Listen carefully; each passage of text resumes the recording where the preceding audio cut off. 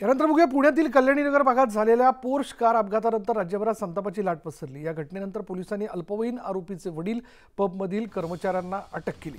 तसंच अल्पवयीन आरोपीची 5 जूनपर्यंत बाल सुधारगृहात रवानगी करण्यात आली। मात्र हे प्रकरण पुणे पोलीस आयुक्तांकडून दडपलं गेल्याचा आरोप आमदार रवींद्र धंगेकरांनी केला। पोलीस आयुक्तांचा निषेध करण्यासाठी रवींद्र धंगेकर हे पुणे पोलीस आयुक्तालयासमोर आंदोलनाला बसलेत आणि यावेळी धंगेकरांनी पोलीस आयुक्तांच्या राजीनाम्याची मागणी केली आहे।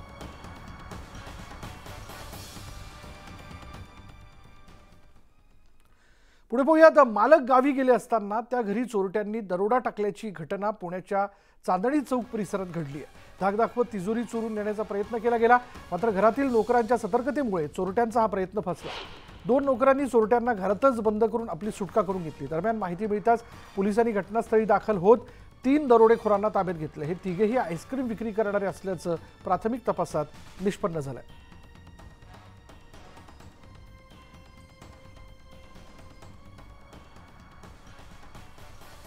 मालक गावी गेले असताना त्या घरी चोरट्यांनी दरोडा टाकल्याची घटना पुण्याच्या चांदणी चौक परिसरात घडली आहे। धाक दाखवत तिजोरी चोरून नेण्याचा प्रयत्न करण्यात आला, मात्र घरातील नोकरांच्या सतर्कतेमुळे चोरट्यांचा हा प्रयत्न फसला। अधिक तपशील आपण जाणून घेणार आहोत। आमचे प्रतिनिधी वैभव सोनवणे आत्ता क्षणाला आपल्याबरोबर आहेत।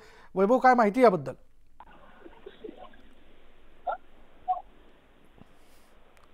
वैभव, तुझ्यापर्यंत माझा आवाज पोहोचतोय? कदाचित वैभवपर्यंत आपला आवाज पोहोचत नाही, पण घरातील नोकरांच्या सतर्कतेमुळे चोरट्यांचा हा प्रयत्न जो आहे तो फसला। या नोकरांनी चोरट्यांना घरातच बंद करून आपली सुटका करून घेतली। दरम्यान माहिती मिळताच पोलिसांनी घटनास्थळी दाखल होत 3 दरोडेखोरांना ताब्यात घेतले। हे तिघेही आईस्क्रीम विक्री करणारे असल्याचं प्राथमिक तपासात निष्पन्न झालंय। अधिक अपडेट आपण जाणून घेऊयात। आमचे प्रतिनिधी वैभव सोनवणे आत्ता क्षणाला आपल्याबरोबर आहेत।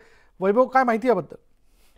विशाल, अत्यंत उत्तम समयसूचकता आणि शहाणपण जेव्हा संकट येतात त्यावेळेस कशा पद्धतीने वागायचं याचं हे उत्तम उदाहरण आहे। या चांदणी चौकातल्या घटनेमध्ये जे घरातले नोकर आहेत त्यांनी घरात दरोडा टाकण्यासाठी आलेल्या दरोडेखोरांना बाहेरून कडी लावून आतमध्ये बंद करून घेतलेलं होतं आणि या संदर्भातली माहिती जी आहे ती पोलिसांना मिळाल्यानंतर पोलीस तिथे घटनास्थळी दाखल झाले आणि या 3 आरोपींना अटक करण्यात आली आहे।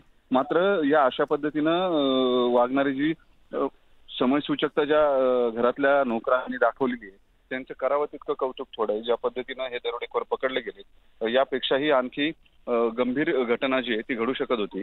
पुरोहित हे चांदणी चौकामध्ये जिथे राहतात त्यांचा केटरिंगचा व्यवसाय आहे।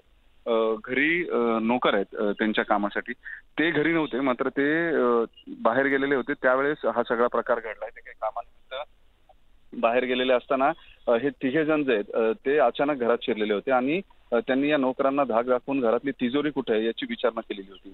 तिजोरी कुठे हे सांगितलं नाही तर आपला जीव जाऊ शकतो हे जेव्हा त्यांच्या लक्षात आलं तेव्हा त्यांनी तिजोरीबाबतची माहिती या दरोडेखोरांना दिली। त्यानंतर हे तिघेही जण जे आहेत ते तिजोरी बाहेर ओढून आणत असताना संधी मिळाली या नोकरांना आणि ते घराच्या बाहेर गेले, बाहेरून दरवाजाला कडी लावून घेतली आणि स्वतःची सुटका करून घेतली।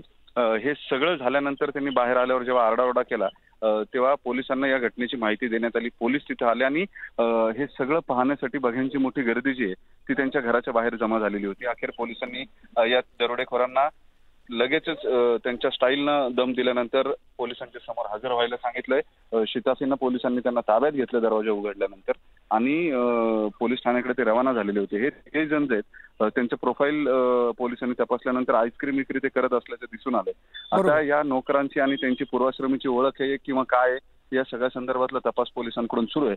मात्र एक नक्की, एरवी सर्वसामान्य नागरिक हे अशा घटना घडल्यावरती गांगरून जातात। इथे नोकरांनी समयसूचकता दाखवल्यामुळे वैभव हे चोर जे ते पकडले गेलेले आहेत। धन्यवाद वैभव या सगळ्या माहितीबद्दल।